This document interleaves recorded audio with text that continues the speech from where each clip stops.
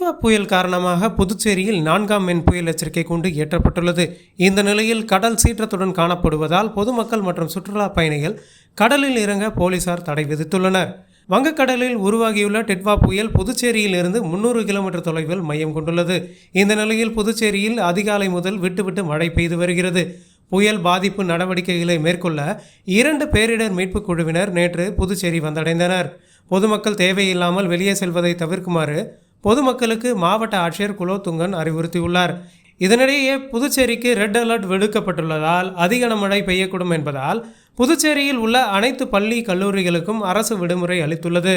புயல் எச்சரிக்கை காரணமாக புதுச்சேரியில் இருந்து ஐதராபாத் மற்றும் பெங்களூரு செல்லக்கூடிய விமானங்களும் ரத்து செய்யப்பட்டுள்ளன.